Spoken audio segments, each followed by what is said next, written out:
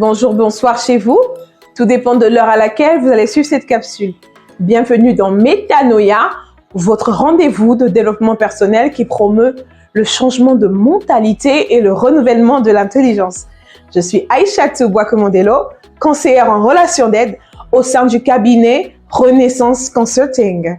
Je suis écrivaine, éditrice et défenseur des droits des femmes et des enfants victimes de violences basées sur le genre.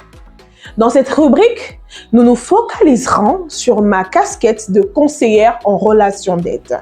Mon travail consiste à accompagner les hommes, les femmes et les enfants dans le processus de guérison de leurs blessures intérieures pour la restauration de leurs âmes.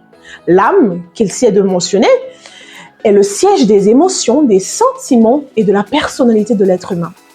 Je travaille donc avec des individus, des couples, des familles ou des groupes pour les aider à surmonter leurs problèmes émotionnels, comportementaux ou relationnels.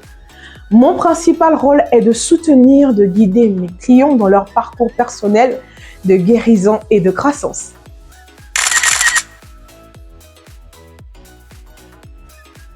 Aujourd'hui, nous parlerons de métanoïa. La métanoïa est un terme du grec ancien qui signifie le changement de mentalité, renouvellement de l'esprit. Dans la philosophie grecque, la métanoïa était associée à une transformation dans la façon de penser et de voir le monde qui impliquait un changement radical de comportement et de remise en question de ses valeurs, de ses croyances et de ses habitudes. Dans un contexte plus contemporain, la métanoïa peut être associée à l'idée de renouvellement de l'intelligence ou de l'esprit qui implique une ouverture à de nouvelles idées, une capacité à remettre en question ses propres certitudes et à se remettre en cause régulièrement pour progresser et évoluer. C'est une démarche qui peut être très bénéfique pour le développement personnel et professionnel en permettant de sortir de notre zone de confort et d'explorer de nouveaux horizons. Ce terme est utilisé en philosophie, en psychologie et en religion pour décrire un changement profond dans la façon de penser, de ressentir et d'agir d'une personne.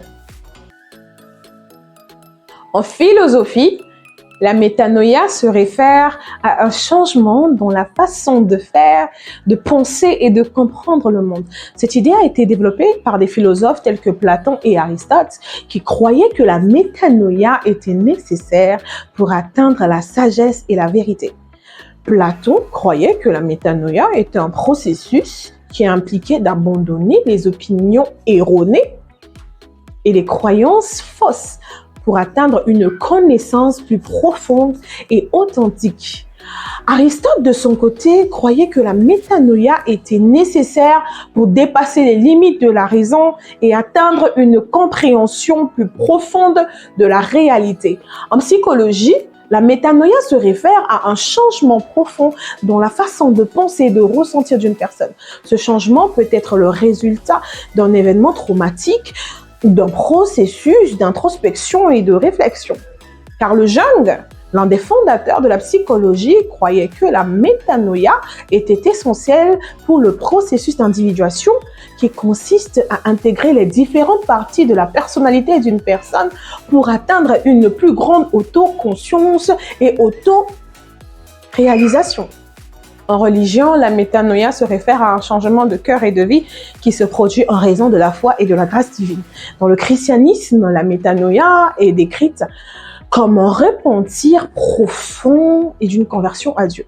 Jésus a dit « Repentez-vous, car le royaume des cieux est proche » dans Matthieu 4, verset 17. Dans la tradition bouddhiste, la métanoïa se réfère à un changement dans la façon de voir la vie et le monde qui mène à la libération de la souffrance et à la réalisation de l'illumination. La métanoïa est un processus complexe qui implique plusieurs éléments. Tout d'abord, il implique une prise de conscience des limites et des erreurs de la façon actuelle de penser et d'agir. Ce processus peut être douloureux et difficile car il implique l'acceptation de sa propre responsabilité dans les problèmes et les erreurs du passé.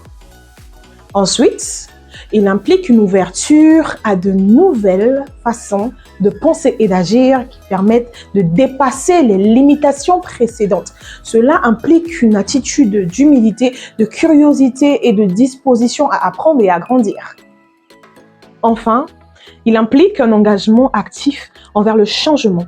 Il implique la prise de décision et l'action de mettre en œuvre de nouvelles façons de penser et d'agir. En résumé, la métanoïa est un processus profond de changement dans la façon de penser, de ressentir et d'agir d'une personne. Ce processus peut être déclenché par différentes motivations telles que la réflexion, l'introspection, la foi ou un événement traumatique. Il implique une prise de conscience de ses propres limites et erreurs, une ouverture à de nouvelles perspectives et un engagement actif pour mettre en œuvre les changements nécessaires.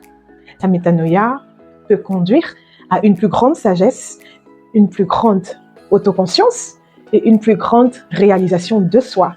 C'était Aïchatou Bois-Komondelo pour Métanoïa.